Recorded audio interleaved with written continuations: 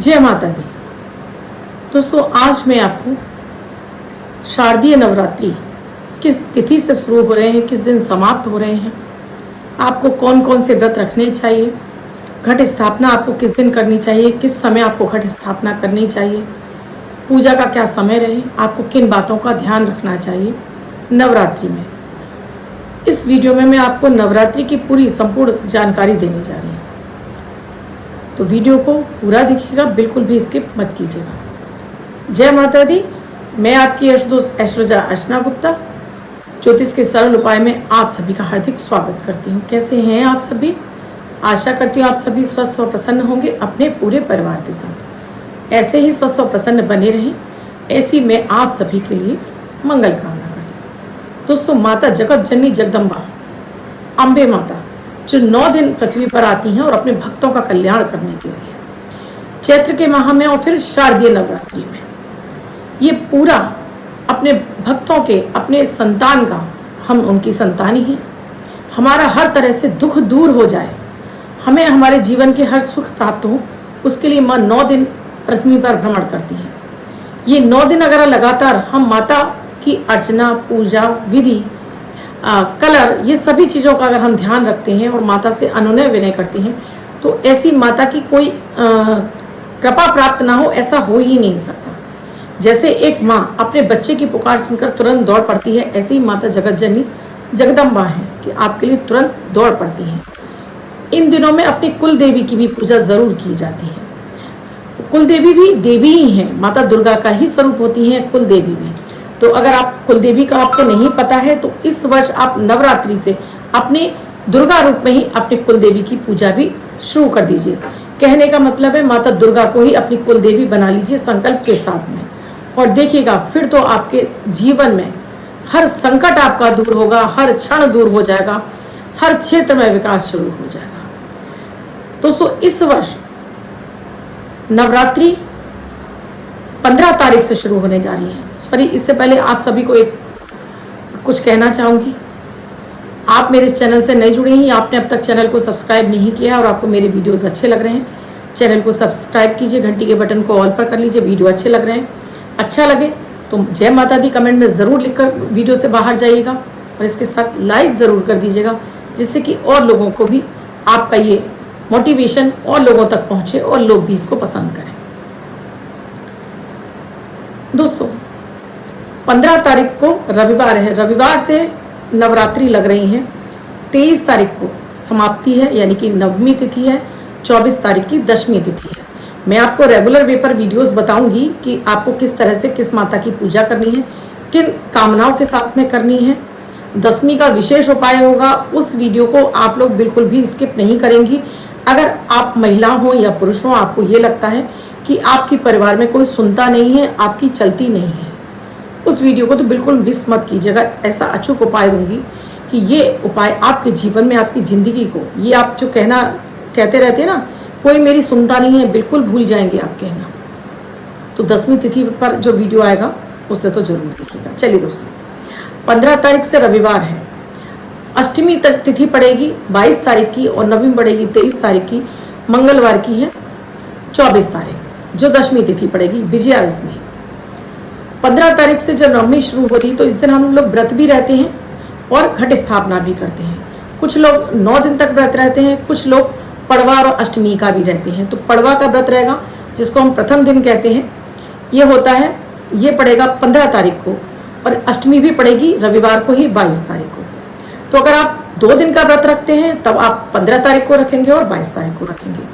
इस बार की ये विशेषता है क्योंकि दोनों दिन रविवार पड़ रहा है, तो आपसे हो सके तो बिना नमक का भोजन कर लीजिएगा। सोने में सुहागे वाली बात हो जाएगी आपके लिए, आपका सूर्य भी प्रबल हो जाएगा, और आपके शरीर से जो सूर्य जनित पीड़ाएं हैं, जैसे हड्डी के रोग हैं, हड्डी से संबंधित कोई भी समस्या है, उसमें आपको रिलीफ आ जाएगा। अगर आपको माइग्रेन की समस्या है, उसमें आपको रिलीफ आ जाएगा। तो इस दिन नमक का ज़रूर त्याग कर दीजिएगा। अगर आप 9 दिन का व्रत रखते हैं तो बिल्कुल रख सकते हैं। अगर आप पहली बार भी शुरू कर रहे हैं, कोई किसी तरह की कोई दिक्कत नहीं है। माता इस बार हाथी पर सवार होकर आ रही है। हाथी पर सवार होकर कहते हैं कि उस वर्ष वर्षा अधिक होती है, लेकिन अकेले पानी की बरसात नहीं होती है, धन की भी वर्षा होती है, क्योंकि माता लक्ष्मी पर विराजमान, हाथी पर विराजमान होकर है। माता माँ लक्ष्मी का वाहन ही हाथी है।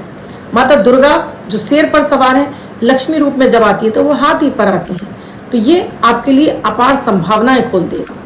इस वर्ष नवरात्रि पर आप सभी के लिए आगे आपके करियर में, आपके बिजनेस में ग्रोथ मिलने वाली है। आपके जीवन में चकाचौंध आने वाली है।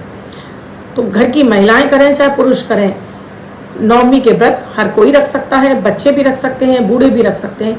अपनी सामर्थ्य अनुसार अपने शरीर को कष्ट देकर कभी भी कोई पूजा प्रार्थना नहीं करनी चाहिए, क्योंकि मन तो आपका अपना बीमारी में अटका हुआ है, तो माता की तरफ ध्यान आपका कहाँ जाएगा। तो 15 तारीख से लेके 23 तारीख तक आपको नवमी की पूजा करनी है, 24 की दशमी है। इसके साथ ही घट स्थापना का जो समय है वो सुबह है 6:30 बजे से 8:47 तक। उसके बाद अभिजीत मुहूर्त का समय है 11:44 से 12:30 तक। अगर आप सुबह नहीं कर पाते हैं तो अभिजीत मुहूर्त के समय आप जरूर कलश की स्थापना कीजिएगा। बात करती हूँ अखंड ज्योति की। अगर आप अखंड ज्योति नहीं जला पाती हैं, आप अगर वर्किंग हैं तब भी आप अखंड ज्योति नहीं जला पाती हैं, तो जितनी देर आप अपने घर में हैं उतनी देर दीपक में घी भर के रखिए, कलावे की बाती डालिए, थोड़ी सी इसमें आप डाल दीजिए केसर। केसर नहीं है तो आप चुटकी भर हल्दी और थोड़ा सा कपूर का टुकड़ा डालकर माता की आरती कर दीजिए। अगर आपके पास सुबह टाइम नहीं है तो आप रात्रि के समय आकर भी माता की पूजा कर सकते हैं, क्योंकि ये नवरात्रि यानी रात्रि में जागरण करके पूजा करने वाला, यानी रात्रि के 9 बजे से अगर 12 बजे पूजा करते हैं तो ये सुबह से ज़्यादा रात्रि की पूजा बेहद आपको फायदा पहुंचाती है। उस समय शांति, अपने घर के कार्य से निवृत्त होकर महिलाएं उस समय पूजा कर सकती हैं। किसी तरह का कोई अपने मन में वहम मत रखिएगा, क्योंकि ज्योतिष कभी आपको वहम नहीं सिखाता है। ज्योतिष कहता है अपने कर्मों के बंधन को आगे बढ़ाइए, कर्मों को सार्थक बनाइए, अपनी जो भावना है उनको ईश्वर तक पहुंचाइए। जैसे मैं हमेशा बताती हूँ, कोई भी पूजा पाठ करिए तो पहले अपने ऊपर जल छिड़कना चाहिए, आसन पर जल छिड़कना चाहिए। उसके बाद 3 बार आचमन करके बिना संकल्प पे कोई भी पूजा नहीं की जानी चाहिए। वो पूजा आपकी स्वीकार भी नहीं होती है। आप खुद से कलश स्थापना कर सकते हैं, आप पंडित जी को बुलाकर भी कलश स्थापना करा सकते हैं। तो इन मुहूर्त में आप कलश स्थापना कीजिए, क्योंकि जब शुभ मुहूर्तों में कलश की स्थापना होती है उस समय, उस घड़ी से ही आपके घर में सुख समृद्धि का मार्ग खुल जाता है। इसके साथ ही दोस्तों, आपको कलश स्थापना की विधि के लिए अलग से वीडियो दूंगी। इसके बाद व्रत त्यौहार आपको किस तरह से करने हैं उसका भी मैं अलग से आपको वीडियो देने जा रही हूँ। तो ध्यान रखिएगा कि अगर आप पहली बार रह रहे हैं व्रत, तब भी आप रह सकते हैं। कोई आपसे कहता है कि नहीं जी मलमास है, आप व्रत नहीं रह सकते, जी बिल्कुल नहीं, आप रह सकते हैं, क्योंकि माता लक्ष्मी रूप में आ रही हैं, यानी कि गज पर सवार होकर आ रही हैं। तो बिल्कुल आपकी श्रद्धा है तो बिल्कुल रहिए। 9 दिन का घट स्थापना भी कर सकते हैं। घट स्थापना के साथ में अगर आप अखंड दीपक जला रही हैं तो विशेष ध्यान रखिए कि आपको वो दीपक 9 दिन पूरा जलाना है। जब तक आपके घर में दीपक जल रही है, अखंड ज्योत जल रही है, तब तक आप घर में ताला लगाकर नहीं जा सकते। क्या आपके घर में कोई मेहमान आएगा तो क्या आप उसको अंदर बंद करके जा सकते हैं? नहीं जा सकते। तो इसलिए आप पहले सोच लीजिए 9 दिन आप लगातार घर में हैं तभी आप अखंड ज्योत जलाइए। अदरवाइज तो आप सुबह शाम एक बड़ा दीपक जला दीजिए, जो कि 1 नहीं 2 घंटे 3 घंटे जलता रहे, बस वो भी आपके लिए अखंड ज्योति के बराबर ही है। सो दोस्तों, वीडियो कैसा लगा, आपको मेरी जानकारी कैसी लगी? अच्छी लगी हो तो फटाफट से लाइक कर दीजिए, कमेंट में जय माता दी जरूर लिखिए, शेयर भी कीजिए अधिक से अधिक लोगों को। मैं आपकी एस्ट्रोलॉजर हूँ, वास्तुशास्त्री, न्यूमरोलॉजिस्ट, लाल किताब रीडर। हाथ और चेहरा पढ़कर भी आपके बारे में बहुत कुछ बता सकती हूँ। अगर आप भी किसी समस्या से जूझ रहे हैं, अपने बारे में निदान चाहते हैं, तो नंबर फ्लैश हो रहे हैं स्क्रीन पर, इन पर आप कॉन्टैक्ट कर सकते हैं। कॉल या मैसेज के द्वारा जान सकते हैं क्या है प्रक्रिया, क्या है प्रोसीजर हमसे जुड़ने के लिए। तब तक आप अपना और अपनों का ध्यान रखिए। चैनल को सब्सक्राइब नहीं किया है, सब्सक्राइब कीजिए और मेरे वीडियोस देखकर उपाय भी कीजिए। आपकी ज़िंदगी बदलने में देर नहीं लगेगी। धन्यवाद।